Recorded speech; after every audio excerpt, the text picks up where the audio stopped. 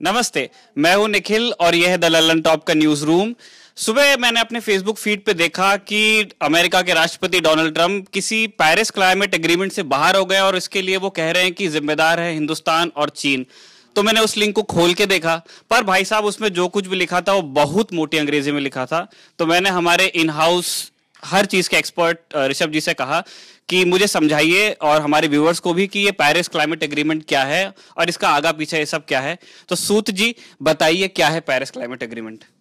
Paris climate agreement दिसंबर 2015 में sign की गई थी। अच्छा। ये इस बात के लिए हुआ था कि हमें क्लाइमेट बचाना है दुनिया का, क्योंकि ग्लोबल वार्मिंग हो रही है, जो कि बचपन से हम लोग पढ़ते आ रहे हैं, पर ये पता नहीं चल पा रहा था कि इसका इफेक्ट क्या है। इसका इफेक्ट अब समझ में आ रहा है। ऐसा माना जा रहा है कि 2100 साल आने तक, 2100 जब पूरा होगा, दुनिया का तापमान 4 डिग्री सेंटीग्रेड बढ़ जाएगा, 4 डिग्री सेल्सियस। ये तब से जब से कि इंडस्ट्रियलाइजेशन दुनिया में शुरू हुआ है। दुनिया का टेम्परेचर बढ़ने की शुरुआत औद्योगिकरण से ही हुई थी। उसके पहले सब कुछ ठीक चल रहा था, उसके बाद टेम्परेचर बढ़ने लगा और ये इस डील में तय किया गया था। जो सबसे क्लैरिटी वाली चीज़ थी, सबसे बड़ी चीज़ थी कि हमें 2 डिग्री से ज़्यादा नहीं बढ़ने देना है। ये कैप लगाया गया। इस डील की, इस एग्रीमेंट की सबसे बड़ी बात यही थी कि एक सीमा तय की गई। इससे पहले कभी ये डिस्कस नहीं होता था। आपको याद होगा, अपने 9th-10th में ग्लोबल वार्मिंग के बारे में पढ़ा होगा, तो यही दिया होगा कि इससे गर्मी बढ़ती है, ये होगा वो होगा। ये नहीं दिया होगा कि कहाँ तक हमें रुकना है। अच्छा, एक बार एक सबको बता दीजिए कि अच्छा ये 2 डिग्री से ज्यादा बढ़ ही जाता, मान के चलिए बढ़ गया तो क्या होता?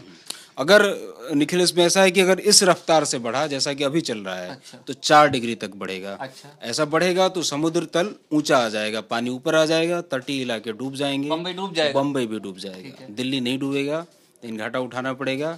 बाकी बहुत सारे ऐसे देश हैं जो कि समुद्र के किनारे हैं, वो सारे डूब जाएंगे।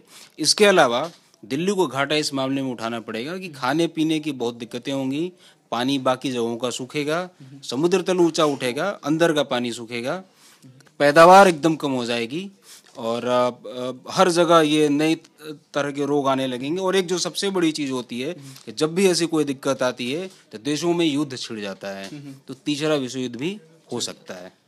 अच्छा, ये अपना छोड़ना था एग्रीमेंट, ये छोड़ देते, पर ये भारत और चीन का नाम क्यों ले रहे हैं इसमें?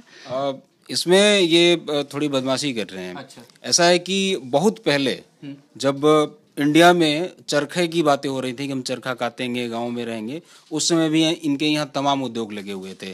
तो अमेरिका इस मामले में पुराना पापी है। वो 100, 150, 200, 250 सालों से वो प्रदूषण फैला रहे हैं, ग्लोबल वार्मिंग कर रहे हैं।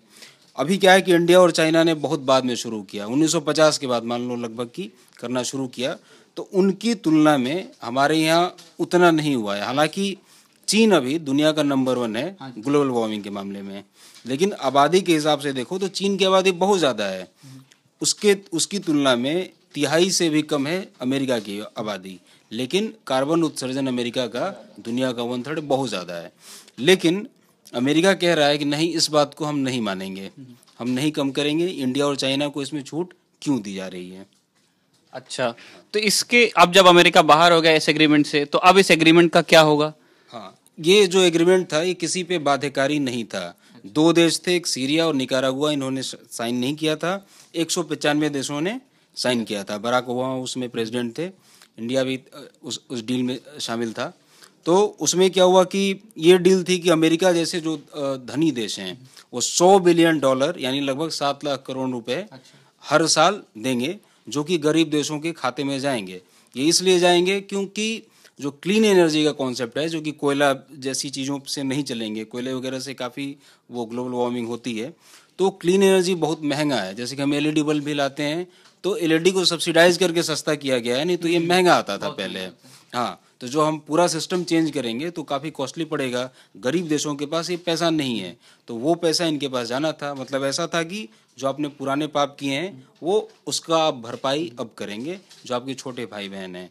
अमेरिका के साथ ये हुआ कि डोनाल्ड ट्रंप ने अपने चुनाव प्रचार में कहा था अमेरिका फर्स्ट, हम अमेरिका के बारे में सोचेंगे, बाकी किसी के बारे में नहीं सोचेंगे।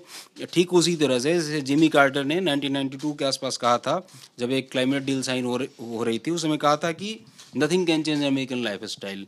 ऐसा माना जाता था कि अमेरिका बहुत ज़्यादा चीज़ें बर्बाद करता है, बहुत ग्लोबल वार्मिंग करता है, उन्होंने कहा कि हम अपनी लाइफ स्टाइल नहीं चेंज करेंगे। वो एक स्वैग ढूंढते थे कि वी आर अमेरिकन्स। ठीक वही बात डोनाल्ड ट्रम्प ने कहा है। अभी उन्होंने कहा कि मैं पेरिस का प्रेसिडेंट नहीं हूँ, तो मैं क्यों इस बात की फिक्र करूँ, मैं पैसे नहीं दूंगा। एक मुझे आखिरी पूछना था कि उन्होंने तो नाम ले लिया है, इस डील से अमेरिका के बाहर होने का क्या कोई असर हम पे पड़ने वाला है? हम पे डायरेक्ट कोई असर तो नहीं पड़ेगा, क्योंकि बाकी जो देश हैं जैसे जर्मनी है, फ्रांस है, इटली है, इन लोगों ने ट्रम्प के डिसीजन को नकारा है। उन्होंने कहा है कि अच्छी चीज़ नहीं है। और दुनिया अब एक चीज़ पे पोलराइज नहीं है, मल्टी पोलराइज वो वर्ल्ड है। कई सारे इसके ध्रुव हैं, इंडिया, चाइना, जर्मनी, ऐसे करके। तो अमेरिका पैसा ना दे, बाकी और देश पैसा देंगे, ये डील चलेगी। ये डील मतलब ऐसा है कि घर में एक बागी हो गया, बाकी सारे लोग एक तरफ हैं। तो ये देखना होगा कि ट्रम्प इसको कहाँ तक ले जा सकते हैं। और जो सबसे इसमें महत्वपूर्ण चीज़ है कि अमेरिका अभी से बाहर निकलना भी चाहे तो इसे 3 साल और लगेंगे। अच्छा, उसमें बहुत कागज पत्तर अभी होना बाकी है। तब तक ट्रम्प के री इलेक्शन का टाइम आ जाएगा, प्रेसिडेंशियल इलेक्शन होगा। अब कौन उसमें जीतेगा ये कोई बता नहीं सकता है। तो इस डील को हो सकता है कोई और जीत जाए तो इसको रिवर्स भी कर दे। तो वैसे ट्रम्प ने बड़ा स्मार्ट मूव ये चल दिया है कि उन्होंने अब लाठी उन्होंने मार दिया, सांप मर भी जाएगा या नहीं भी मरेगा तो भी उनकी लाठी नहीं टूटेगी, ये फिक्स है ना, क्योंकि वो एक टर्म तो अपना पूरा कर लेंगे और अपने टर्म के अंदर उन्हें कोई मुसीबत झेलनी नहीं है इसके कोई भी इफ एंड बट से, है ना। कोई क्लोजिंग रिमार्क आपको देना है इस बारे में? हाँ, कि इसमें ट्रम्प बहुत ही उत्साह में, उन्हें ऐसा लग रहा है, लगातार ऐसे स्टेटमेंट देते रहे हैं। इसमें लगता है कि एक तरफ अमेरिका है, एक तरफ बाकी दुनिया है, लेकिन ऐसा चलेगा नहीं। कई बार उनको अपने स्टेटमेंट रिट्रैक्ट भी करने पड़े हैं। सऊदी अरेबिया, ईरान वगैरह के मसले पे उन्हें पीछे भी आना पड़ा है। तो हो सकता है कि कुछ दिनों बाद इस मामले पर भी पीछे आए, क्योंकि उनके एक बहुत बड़े उद्योगपति, जिनका मैं पर्सनली बहुत बड़ा फ़ैन हूँ, एलन मस्क जो हैं, जो कई चीज़ें लेके आते हैं हमेशा, उन्होंने उनकी सलाहकार जो समिति है उसे बाहर निकलने का फैसला किया है। अच्छा, इसके इसकी वजह से। अच्छा। तो और भी इन पे प्रेशर पड़ेगा। हो सकता है कि इन्हें अपने स्टेटमेंट वापस लेने पड़ेंगे। मेरे दिमाग में काफ़ी जो धुन जमी थी सारे मुद्दे के अराउंड, वो तो छट गई है। मुझे ऐसा लगता है कि मेरे बहुत सारे दोस्तों की भी हो गई होगी। ललन टॉप इसी तरह के बहुत सारे मुद्दों पे छोटे छोटे डिस्कशंस आप तक लाता रहेगा। वो बहुत सारे हमारे यूट्यूब पेज पे अपलोड होते हैं, तो आप उसे सब्सक्राइब कीजिए, हमारे फेसबुक पेज को लाइक कीजिए। और आशुतोष का एक वीडियो जा रहा है, वो जरूर देखें। हाँ, वो जरूर देखिए। वो इस लाइव से भी ज्यादा महत्वपूर्ण चीज है, वो आपको जरूर देखना है। वो FB पे भी जाएगा, हमारे यूट्यूब पेज पे भी जाएगा, है ना। हमें देखने के लिए धन्यवाद। मैं निखिल, ये है हमारे हर चीज के एक्सपर्ट ऋषभ, और कैमरे के पीछे हैं शुभी। धन्यवाद।